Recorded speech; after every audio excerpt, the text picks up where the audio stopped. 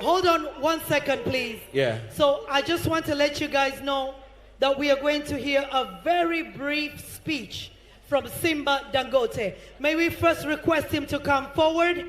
Naomba tumlete hapa mbele. Simba Dangote. He has a speech.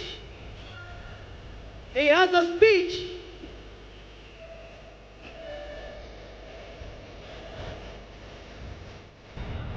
Aha.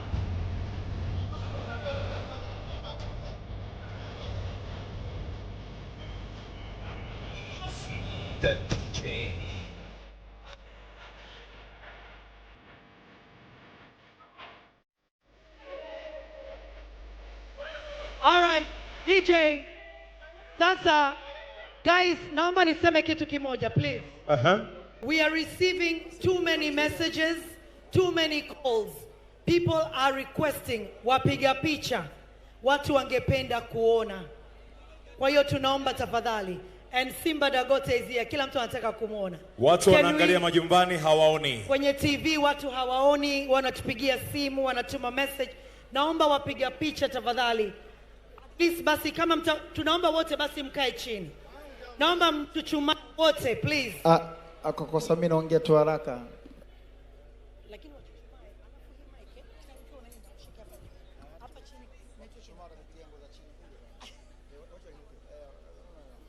Hello. Okay.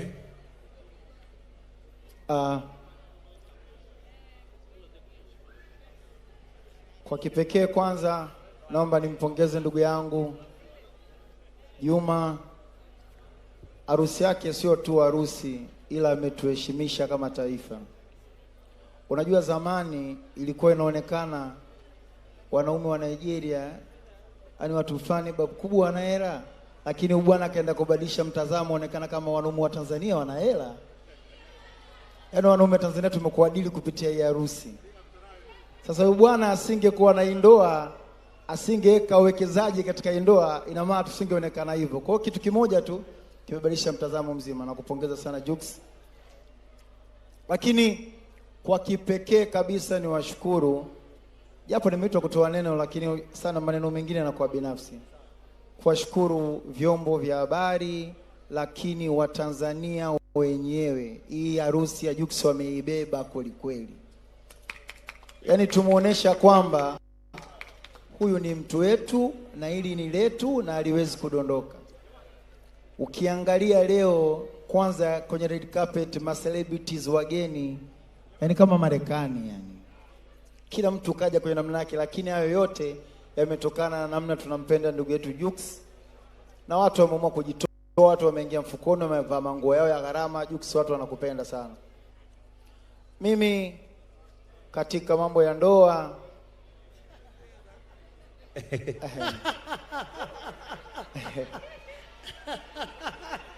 Make kwanza hapo tucheke. Tunakuombea dua. Inshallah, inshallah. Katika mambo ya ndoa siwezi kuwa mshauri sana, kwa sababu najua kama mnavyoelewa au vipi bana.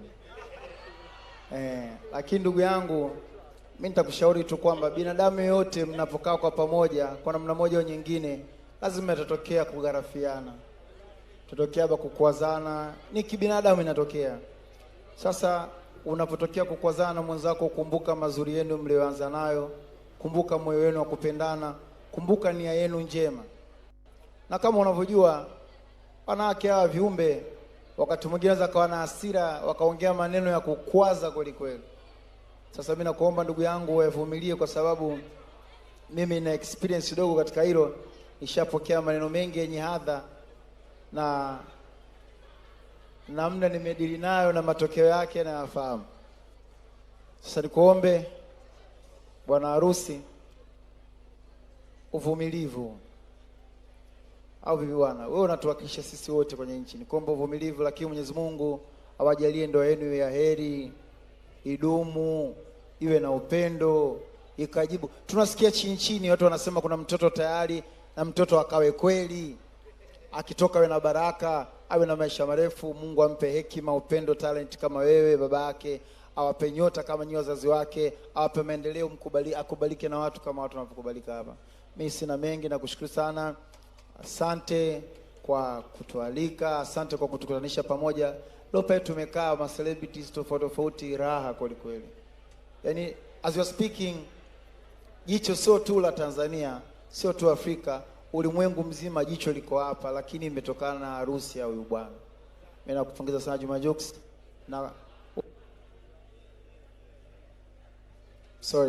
na kutegemea uwe mshauri wangu mkuu sana kwenye mambo haya ya ndoa, harusi na kila kitu. Oh, that's amazing. Our Priest's family, just a brief interpretation there. This is Diamond, as you all know.